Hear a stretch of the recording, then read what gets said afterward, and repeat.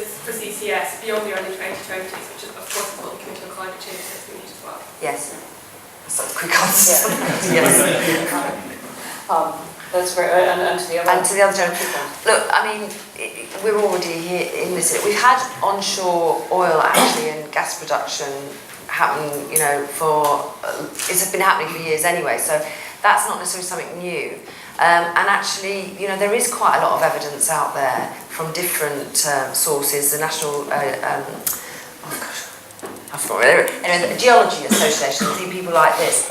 The problem is, I got on, you know, the phone to Environment Agency myself just a few months ago when there was a particular sort of concern with us. Because one of the things I wanted to ask was, what regulations do we need? What other regulations do we need here? Now, actually, because of our nuclear past and other things in terms of developments and gas-fired power stations, coal mines, you know, chemical industries and everything else, actually, we've already got on the statute books a vast array of regulations that deal with all sorts of things to do with potential water contamination, explosions, you name it, it's all there.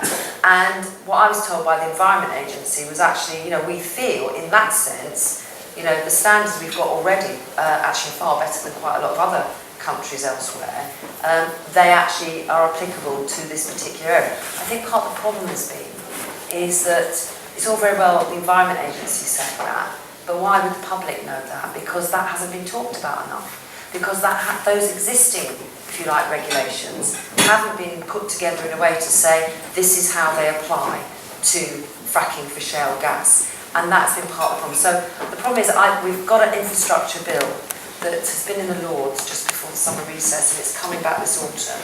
We're putting down a number of amendments to strengthen the regulatory framework around this area, including some that some companies are doing voluntarily, but we want to make mandatory.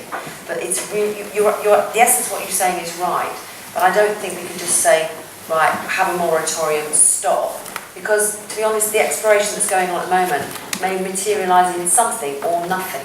And I don't think that's necessarily a helpful way to go ahead. But certainly we need to make sure that the current batch of regulations are somehow put together in a way that it's easy for MPs who represent people, but also community organisations to see which bits of current directives, EU or UK, actually apply to this sector.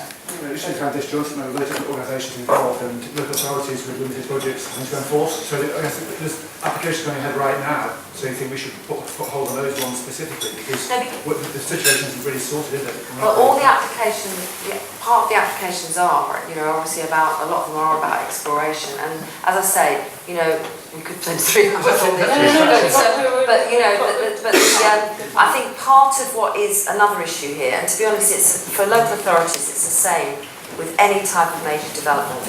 So I had a regional airport. It was a former RAF base, I have to say, but then converted to regional.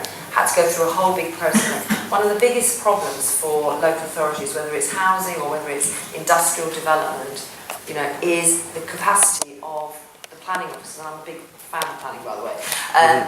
The capacity of the planning officers to be able to have the skills that they need, which is really difficult because planning often isn't the most, for want of a better, sexy government job, local government job, and they don't necessarily get the resources they need. Now, it seems to me again that's where government could be helping in a way, because actually, you know, this is something that is not just, you know, likely to be in one part of the country. We should be able to provide some sort of resource or skill set to authorities who are looking to this, because like with any other development, they should be able to operate as the honest broker on a level playing field with those who want to develop. And I think it's one of the challenge of any development, I think, for those local authorities.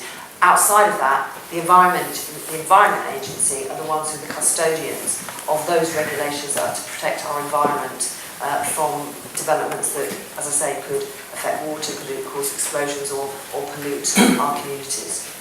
Ben, do you want to say something? I'd love your views, I must say, on the points about energy efficiency and whether the big companies are not, you're saying actively working against it. Anyway, constructive relation.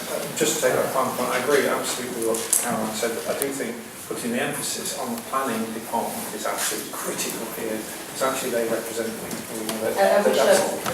Very good. Local level, yes. The planning officers should be empowered, be informed, be enabled, have the skill set to make sure that the local debate goes on and the regulations are applied. The ones that I've heard discussion around, planning departments are lost. They're being taken on by big business who are way ahead of them in their clause 47D allows me to do this or that and the other. And I just think localism here will be really quite important. Yeah, and yet, as we've heard, a lot of people don't want energy right where they are. There's lots. I mean, I chaired the regeneration zone for URC, which is regeneration for 5 years. Nobody wants anything anywhere, but actually sometimes you've just got to take yourself. But if you've got local democratic engagement, then you can have some legitimacy. They will still be some people who don't want stuff. But very interested in your point. I mean, there was the energy saving co-op, that actually went belly up because of the difficulties they had with some of the big six and their contracts. I'm interested whether you've approached us, because actually one of our aims is to be supportive of the local cooperative solutions providing the retrofit to projects, because I think it is something that can create jobs, a good cooperative model, and I think spot on really. I mean, it is there to be done, and certainly we would do.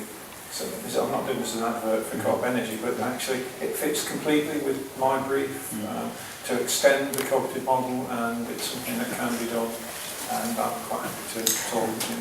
Cost of finance, Green Investment Bank, giving it more borrowing powers, which means that small firms and others can come in and go to the Green Investment Bank important.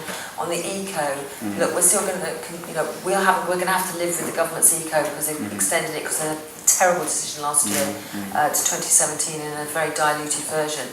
Our plan is that actually, the contribution from energy companies to insulation will still have, but they won't be driving it. The resource will go down and lead from the bottom up. Let's have a couple more. Let's get